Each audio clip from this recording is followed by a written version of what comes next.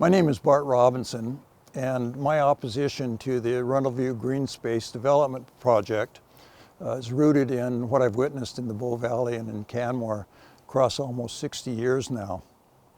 My first winter in Canmore was 1968-69, when the population of the town was all of 1,200 people. Almost everyone was from mining communities.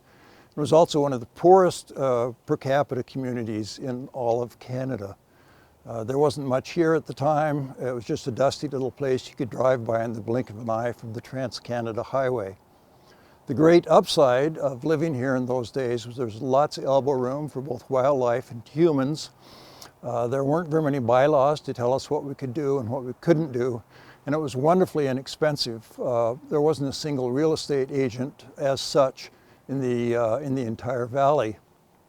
The downside was that there was so little commercial infrastructure that if you wanted a pair of shoes, a night out with live music, or even a cup of coffee with a friend, usually meant a trip into Calgary or to Banff. So in those days, pretty much any development of any sort was a welcome thing that added value to our quality of life. And certainly the tourist trade was a real boon when it began to develop as the mines started to close. But as the town grew and proposals for more and then more development began to trickle in, we realized we had less elbow room, we had more tourists to deal with, we had more bylaws, and we had more expenses. And we also began to have concerns with the valley wildlife. As that little drip of development expanded down valley and the human footprint began to expand, we realized that the security of our other than human neighbors was being compromised.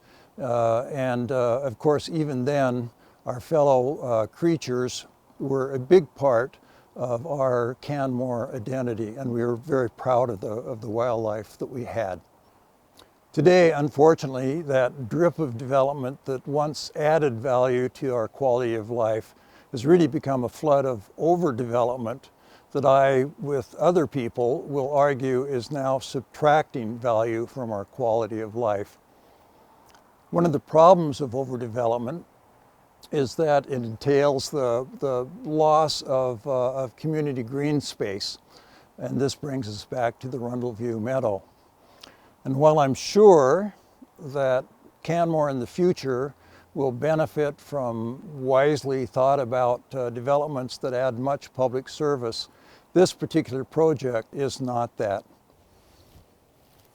Aside from inviting more ultra-wealthy tourists to what's become Canmore's 24/7 congestion party, it's going to pave over yet another patch of really good quality open space.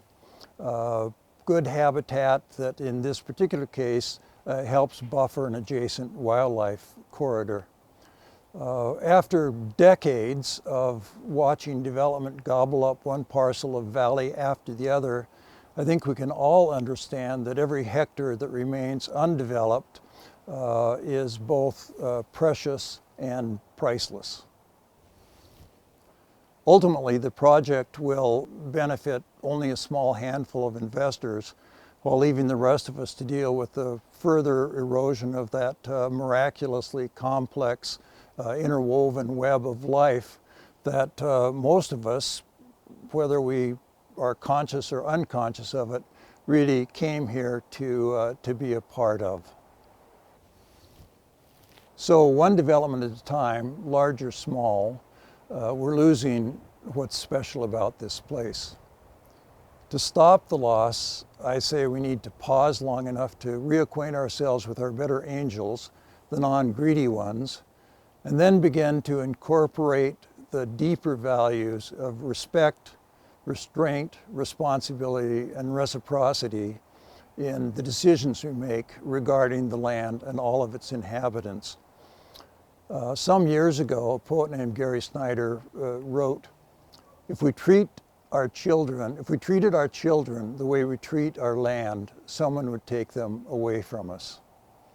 Now, keeping his wisdom in mind, I want to suggest that if we're now collectively willing to wake up, to grow up, and to show up, and to speak up, we might be able to retain some of what's been our wonderful, long-standing, celebrated quality of life, even as we safeguard the wonderful, complex, living, natural systems that sustain us every single day.